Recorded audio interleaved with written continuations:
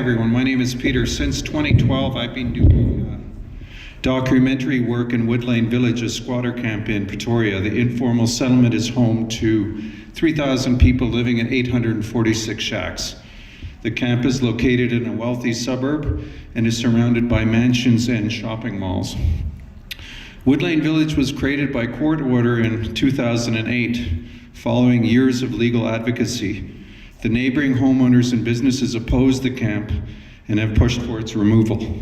The village is a microcosm for the tensions South Africa is experiencing around land, migration, and the growing gap between the rich and the poor.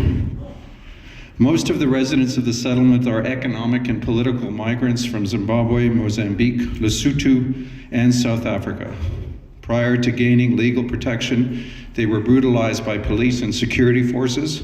Shacks were destroyed, the field was set on fire, and people were shot. I was initially drawn to Woodlane Village because of the social justice context. I wanted to understand how people experience home and belonging in a place where they're not welcome. I also wanted to come to terms with my own story to reestablish a relationship with the country of my birth.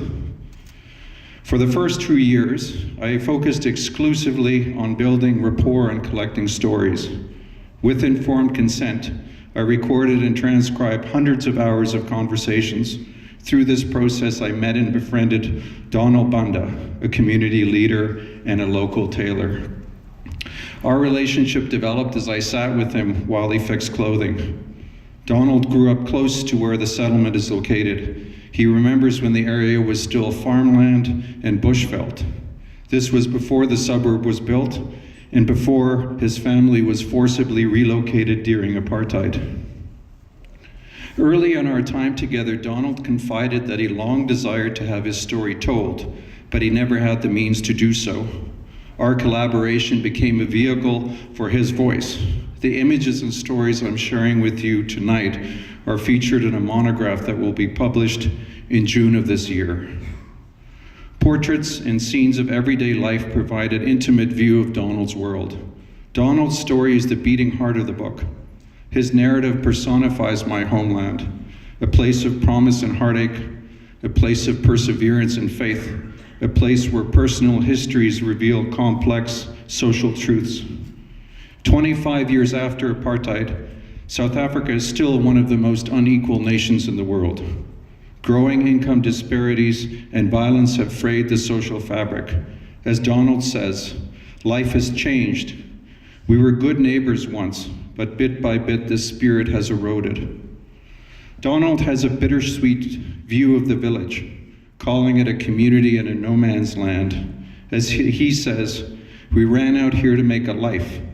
I mean, there's no place like home. But if home no longer feels like home, we are lost.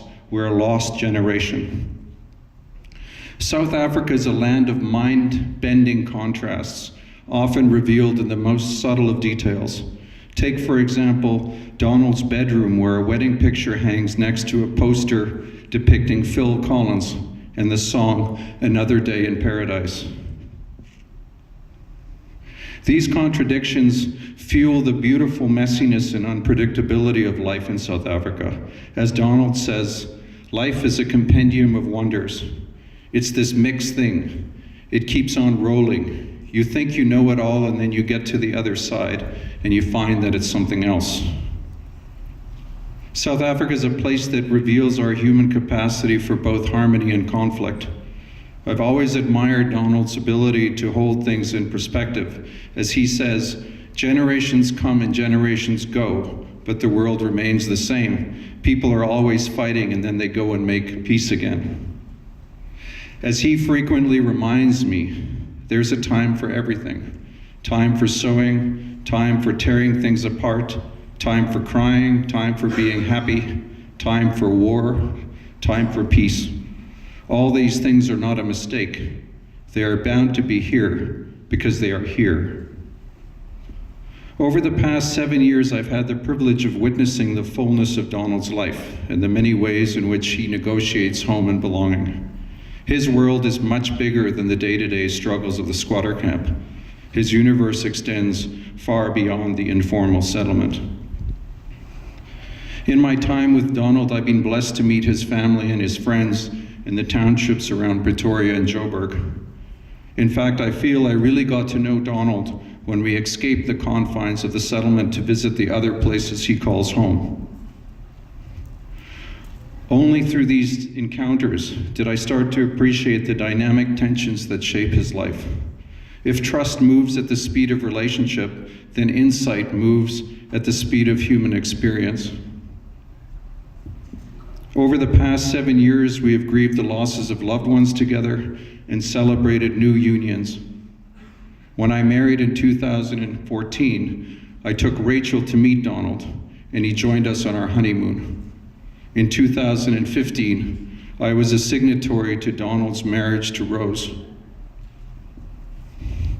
Our journey is a testament to the changes that are possible when we walk alongside others, when we cross the threshold between us and them.